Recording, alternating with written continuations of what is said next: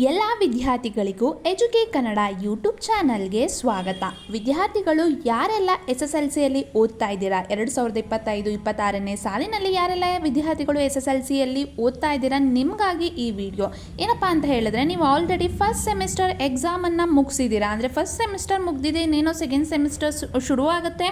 ಅದಾದ ನಂತರ SSLCದು final examination ಸಹ ಬರುತ್ತೆ ಅಲ್ವಾ.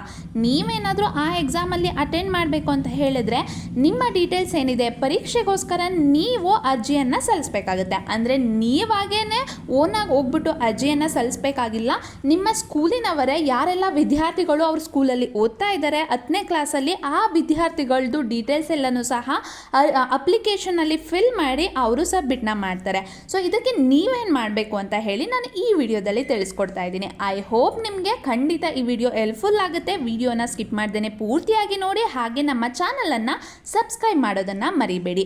ವಿದ್ಯಾರ್ಥಿಗಳು ಅರ್ಜಿಯನ್ನು ತಾವಾಗಿಯೇ ಸಲ್ಲಿಸಬೇಕು ಅಂತ ಏನಿಲ್ಲ, ಸ್ಕೂಲ್ ಕಡೆಯಿಂದ ಸಲ್ಲಿಸಬೇಕಾಗಿರೋದ್ರಿಂದ ಸ್ಕೂಲಲ್ಲಿ ಯಾರಿರ್ತಾರೆ ಅವರು ನಿಮ್ಮ ಡೀಟೇಲ್ಸನ್ನು ಕಲೆಕ್ಟ್ ಮಾಡ್ತಾರೆ. ಅವರು ಕೇಳುವಂತಹ ಡೀಟೇಲ್ಸ್ ಎಲ್ಲನೂ ನೀವು ಸಬ್ಮಿಟ್ ಮಾಡಬೇಕಾಗಿರುತ್ತೆ. ಅಂದರೆ ನೀವು ಅವ್ರಿಗೆ ಇನ್ಫಾರ್ಮೇಷನ್ನ ಕೊಡಬೇಕಾಗಿರುತ್ತೆ. ಕೆಲವೊಂದು ಸಲ ಏನಾಗುತ್ತೆ ಅಂದರೆ ವಿದ್ಯಾರ್ಥಿಗಳು ಹತ್ರ ಆಲ್ರೆಡಿ ಸ್ಕೂಲ್ ಕಲೆಕ್ಟ್ ಮಾಡಿ ಆ ಇನ್ಫಾರ್ಮೇಷನ್ ಎಲ್ಲನೂ ಇಟ್ಕೊಂಡಿರ್ತಾರೆ. ಅದಲ್ಲದೆ ಅದಕ್ಕೆ ಫೀಸ್ ಕಟ್ಟಬೇಕಾಗಿರುತ್ತೆ. ಕೆಲವೊಂದಷ್ಟು ಸ್ಕೂಲ್ಗಳು ಅದನ್ನೆಲ್ಲ ನಿಮ್ಮ ಫೀಸ್ ಅಂದರೆ ನಿಮ್ಮ ವರ್ಷಕ್ಕೆ ನೀವು ಏನು ಸ್ಕೂಲ್ಗೆ ಫೀಸ್ ಪೇ ಮಾಡ್ತೀರಾ ಅದರಲ್ಲೇ ಇನ್ಕ್ಲೂಡ್ ಮಾಡಿರ್ತಾರೆ.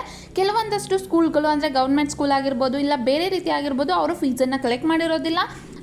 ಸ್ಪೆಸಿಫಿಕ್ ಆಗಿ ಈ ಅಪ್ಲಿಕೇಶನ್ನ ಸಬ್ಮಿಟ್ ಮಾಡಬೇಕಾದ್ರೆ ನೀವು ಈ ಫೀಸ್ನ ಕೊಡಬೇಕು ಅಂತ ಹೇಳ್ತಾರೆ.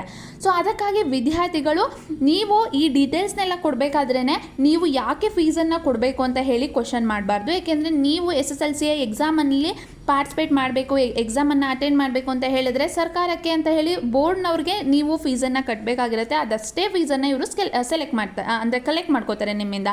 ಸೊ ಇಲ್ಲಿ ಅರ್ಜಿ ಹಾಕಬೇಕಾಗಿರೋದು ಯಾರಪ್ಪ ಅಂತ ಹೇಳಿದ್ರೆ, ನೀವು 9ನೇ ಕ್ಲಾಸನ್ನು ಮುಗಿಸಿ 10ನೇ ಕ್ಲಾಸ್ಗೆ ಹೋಗಿದ್ದೀರಾ ಅಲ್ವಾ. ಈ ಹಿಂದೆ ನೀವು ಯಾವತ್ತೂ 10ನೇ ಕ್ಲಾಸ್ ಎಕ್ಸಾಮನ್ನು ಬರೆದಿಲ್ಲ ಅಲ್ವಾ.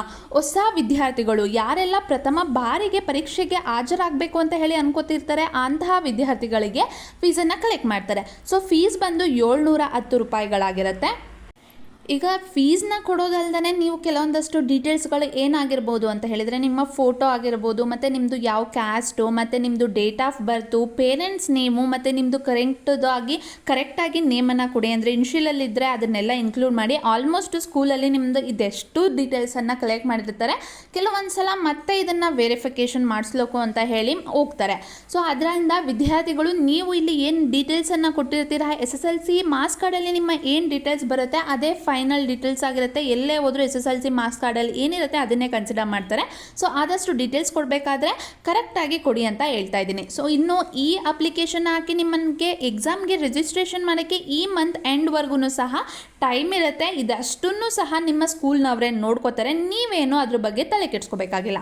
ಸೊ ಇದು ಅಟ್ಲೀಸ್ಟ್ ನಿಮಗೆ ಗೊತ್ತಿರಲಿ, ಈ ರೀತಿಯಾಗಿ ಎಕ್ಸಾಮ್ ಬರಲಿಕ್ಕೆ ಅಂತ ಹೇಳಿ ಅಪ್ಲಿಕೇಶನ್ ಫಾರ್ಮನ್ನು ಹಾಕಬೇಕು, ನಿಮ್ಮ ನೇಮನ್ನು ರಿಜಿಸ್ಟರ್ ಮಾಡಬೇಕು ಅಂತ ಹೇಳಿ ನಿಮಗೆ ಇನ್ಫಾರ್ಮೇಷನ್ ಸಿಗಲಿ ಅಂತ ಹೇಳಿ ನಾನು ಈ ವಿಡಿಯೋನ ಮಾಡ್ತಾ ಇರೋದು.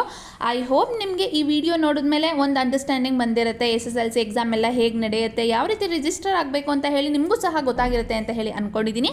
ನಿಮ್ಗೇನಾದರೂ ಈ ವಿಡಿಯೋ ಇಷ್ಟ ಆಗಿದೆ ಲೈಕ್ ಮಾಡಿ. ಅದೇ ರೀತಿ ಹೆಚ್ಚಿನ ವಿಡಿಯೋಸ್ಗಳಿಗಾಗಿ ಮರಿದೆ ಎಜುಕೆ ಕನ್ನಡ ಯೂಟ್ಯೂಬ್ ಚಾನಲನ್ನು ಸಬ್ಸ್ಕ್ರೈಬ್ ಮಾಡಿ.